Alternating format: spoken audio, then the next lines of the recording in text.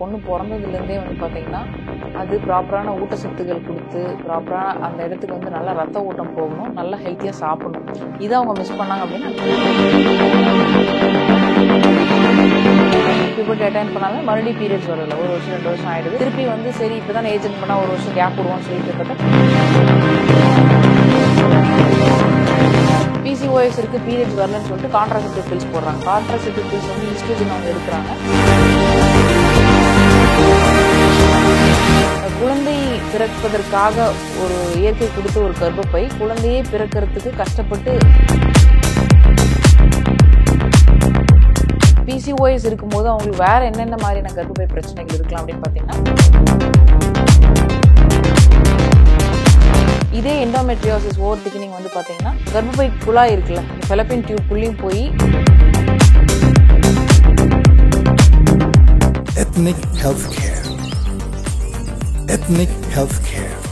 Okay, இப்போ பொதுவாக கர்ப்பப்பையுடைய பிரச்சனை நம்ம எடுத்துக்கிட்டோம் அப்படின்னா, ஒரு பொண்ணு பிறந்ததுலேருந்தே வந்து பார்த்தீங்கன்னா அது ப்ராப்பரான ஊட்டச்சத்துக்கள் கொடுத்து ப்ராப்பராக அந்த இடத்துக்கு வந்து நல்லா ரத்த ஓட்டம் போகணும், நல்லா ஹெல்த்தியாக சாப்பிடணும்.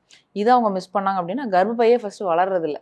ஸோ கர்ப்பப்பையுடைய சைஸே வந்து ப்ராப்பராக டெவலப் ஆகலை, இல்லை ஓவரியே வந்து ரொம்ப ஷ்ரிங்கேஜாக இருக்குது அப்படின்னா ஃபர்ஸ்ட் ஆஃப் ஆல் அவங்க பியூபர்ட்டி அட்டைன் பண்ணுறதில்ல. ஹெல்த்தியான ஃபுட் ஹேபிட்ஸு, கரெக்டான லைஃப் ஸ்டைல், இது ரெண்டுமே இருக்கணும் அப்படிங்கிறது ஒரு பெண்களுக்கு வந்து டெஃபினட்டாக ரொம்ப முக்கியமான விஷயம். ஆனால் இப்போ வந்து இருக்கக்கூடிய வளர குழந்தைங்களுக்கு வந்து பார்த்தீங்கன்னா full and full junk foods, pizza, burger, pasta, வெறும் இப்படியே சீஸு இந்த மாதிரியே கொடுத்து வெறுமனே வந்து பார்த்தீங்கன்னா வெறும் ஃபேட் தான் அதிகமாக டெபாசிட் ஆகிட்டே போகுதே ஒழிய ஹெல்த்தியாக அவங்களுக்கு வந்து எக் வந்து க்ரோவே டெவலப்பே ஆகிறதில்ல. ஸோ அதனால தான் சம்டைம்ஸ் பியூபர்ட்டி அட்டைன் பண்ணாலும் மறுபடியும் பீரியட்ஸ் வரதில்ல. 1 வருஷம் 2 வருஷம் ஆயிடுது. திருப்பி வந்து சரி இப்போ தான் ஏஜென்ட் பண்ணால் 1 வருஷம் கேப் விடுவோம்னு சொல்லிட்டு போய் பார்த்தா பிசிஓஎஸ் இருக்குது. சரி பிசிஓஎஸ் இருக்குது, பீரியட்ஸ் வரலன்னு சொல்லிட்டு கான்ட்ராசெப்டிவ் பில்ஸ் போடுறாங்க. கான்ட்ராசெப்டிவ் பில்ஸ் வந்து ஈஸ்ட்ரோஜன் அவங்க எடுக்கிறாங்க. ஸோ ஈஸ்ட்ரோஜன் எடுக்க என்ன ஆகுதுன்னு பார்த்தீங்கன்னா ஃபேட் அக்குமுலேஷன், டெபாசிஷன் ஜாஸ்தி இருக்கும். இப்போ வெயிட் ஓவராக போட்டுட்டே போகும், ஒரு மந்தத்தன்மை ஏற்படும். ஸோ அதன் காரணமாக பித்தப்பையில் வந்து நிறைய கற்கள் ஃபார்ம் ஆகுது. இப்போ கொலஸ்ட்ரால் அதிகமாச்சுன்னா கொலஸ்ட்ரால் ஸ்டோன்ஸ் மாதிரி அவங்களுக்கு வந்து பித்தப்பையில் வந்து கல் தோன்றதுக்கும் அதுவும் ஒரு காரணமாக இருக்குது. ஸோ அதனால் கான்ட்ராசெப்டிவ் பில்ஸ் போடும்போது இன்னொரு விஷயம் என்னன்னா எண்டோமெட்ரியம் மட்டும்தான் வளரும், பீரியட்ஸ் வரும், முட்டை வளராது. அப்போ திருமணத்துக்கு அப்புறம் என்ன பண்ணுறாங்கன்னா முட்டையை வளர்ச்சி இல்லைன்னு சொல்லிட்டு முட்டை வளர்றதுக்கு ஊசி எடுக்கிறாங்க. ஸோ இப்படியே வந்து பார்த்தீங்கன்னா ஒரு குழந்தை பிறப்பதற்காக ஒரு இயற்கை கொடுத்த ஒரு கர்ப்பப்பை குழந்தையே பிறக்கிறதுக்கு கஷ்டப்பட்டு டாக்டராக திரிஞ்சு போய் சுற்றி உலகத்தையே சுற்றுற அளவுக்கு வந்து ஒரு பெரிய பிரச்சனையாக உருவாக்குறது நம்ம தான், வேறு யாருமே இல்லை. ஒரு ஆரோக்கியமான உணவு, ஆரோக்கியமான ஒரு லைஃப் ஸ்டைல் வந்து டெஃபினட்டாக ஃபாலோ பண்ணும். ஸோ பியூபர்ட்டி அட்டைன் பண்ணி பீரியட்ஸ் வரல, பிசிஓஎஸ், திருப்பி பிசிஓஎஸ்க்கு மாத்திரை போட்டு பீரியட் வர வச்சுட்டு கல்யாணத்துக்கு அப்புறம் ஓவிலேஷனுக்கு ஒரு ஊசி, இப்படியே போயிட்டே இருக்காங்க. ஸோ இந்த பிசிஓஎஸ் இருக்கும்போது அவங்களுக்கு வேற என்னென்ன மாதிரியான கர்ப்பப்பை பிரச்சனைகள் இருக்கலாம் அப்படின்னு பார்த்தீங்கன்னா, பிசிஓஎஸ்னா ஒரு மாதம் வளர்ற முட்டை பீரியட்ல வராமல் உள்ள தேங்கிடுது. அப்போது அவங்களுக்கு வந்து பார்த்தீங்கன்னா மாதம் ஃபுல்லாக ஈஸ்ட்ரோஜன் அதிகமாகும். அந்த ஈஸ்ட்ரோஜன் ஹைக்னால கர்ப்பப்பை உள்சுவர் வந்து ஓவர் திக்னிங் ஆகிடும். இப்போ எண்டோமெட்ரியோசிஸ் கண்டிஷனில் அவங்களுக்கு வந்து சம்டைம்ஸ் ப்ளீடிங் ஆச்சுன்னா போய்கிட்டே இருக்கும். 15 நாள் கண்டினியூஸாக போகுது, 1 மாதம் ஃபுல்லாக கண்டினியூஸாக ப்ளீடிங் போகுது அப்படிம்பாங்க. ஸோ அந்த மாதிரியான இஷ்யூஸ் வந்து வரலாம். இதுவே வந்து பார்த்தீங்கன்னா ஒரு மேரேஜ் ஆகி ஒரு குழந்தையாவது இருக்குது, செகண்ட் பேபிக்கு ட்ரை பண்ணலாங்கிறதுக்குள்ள இந்த பிசிஓஎஸ் என்ன பண்ணுதுன்னு பார்த்தீங்கன்னா ஏதோ ஃபைப்ராய்டை வந்து உண்டாக்கிடுது. ஸோ ஃபைப்ராய்ட்ஸ் வந்து பார்த்தீங்கன்னா சம்டைம்ஸ் வந்து கர்ப்பைக்குள்ளே இருந்துச்சு, சப்மியூகோஸில் இருந்துச்சுன்னா குழந்தை இம்ப்ளான்ட் ஆகி குழந்தையும் வளரும், அதுவும் வளரும், மறுபடியும் மிஸ்கேரேஜ் ஆகிடும். ஸோ இந்த மாதிரியான இஷ்யூஸ். இதே எண்டோமெட்ரியோசிஸ் ஓவர் திக்னிங் வந்து பார்த்தீங்கன்னா கர்ப்பப்பை குழாய் இருக்குல்ல, அந்த ஃபெலப்பியன் டியூப் குள்ளேயும் போய் இன்ஃபெக்ட் ஆச்சு அப்படின்னா ஃபெலப்பியன் டியூப் பிளாக் வந்துடும். அப்போது 2 சைடுமே பிளாக் ஆயிடுச்சுன்னா ஸ்பெர்ம் போய் அந்த எக்கை மீட் பண்ண முடியாமல் குழந்தையின்மை ஏற்படலாம். ஸோ இப்படி வந்து ரொம்ப ரொம்ப காம்ப்ளிகேட் ஆகிட்டே போகும்போது ஒரு சர்டன் ஸ்டேஜில் எண்டோமெட்ரியோசிஸ்க்கு அடுத்து அடினோமயோசிஸ் வந்துடுது. அடினோமயோசிஸ்னா மசில் லேயரே ஓவர் திக்னிங் ஆகிடும். அப்போ பல்கி யூட்ரஸ்னு ஒரு கண்டிஷன். ஸோ இந்த மாதிரி ஒரு கண்டிஷனை அவங்க ட்ரீட் பண்ணாமல் விட்டா டாக்டர் சொல்லுவாங்க அது மாதிரி உனக்கு ஃப்ரோசன் பெல்விஸ் வந்துச்சுன்னா அடிவயத்துக்கு சுத்தமாகவே ரத்த ஓட்டம் போகாதுன்னு. ஏன்னா ஃபைப்ராய்ட்னாவே ஒரு சில பேஷண்ட்ஸ் கிட்ட தொட்டு பார்த்தாலே கல் மாதிரி அந்த இடத்துல தெரியும். ஸோ அதே வந்து கர்ப்பப்பையே கல் மாதிரி ஆயிடுச்சுன்னா அந்த அடி ஃபுல்லாகவே அப்படி கல் மாதிரி தெரியும். ஸோ மொத்தமாகவே வந்து அவங்களுக்கு ரத்த ஓட்டம் இல்லைன்னா மொத்தமாக பெல்விஸே வந்து ஃப்ரீஸ் ஆகிடும். ஸோ இந்த மாதிரியான கண்டிஷன்ஸ்க்கெலாம் போகாமல் இருக்கணும்னா டெஃபினட்டாக வந்து பார்த்தீங்கன்னா அவங்களோட உடம்புல இருக்கக்கூடிய காற்று வாதத்தையும் உடம்புனுடைய சூட்டையும் தவிர்க்கணும்.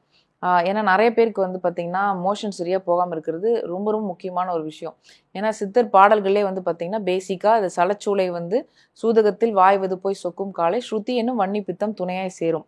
அதாவது நமக்கு வந்து சூதகம்ங்கிற ஓவரியில் போயிட்டு காற்று பூந்துக்குச்சு, கூடயே வந்து பித்தம்னு சொல்லக்கூடிய ஹீட் இருக்குது அப்படின்னா டெஃபினட்டாக வந்து மாதவிடாய் நாதமது வஸ்து கட்டி அப்படின்னு சொல்லி அந்த பாட்டில் வரும். அதாவது மாதவிடாய் வந்து வராமல் உள்ளே கட்டிக்கும்.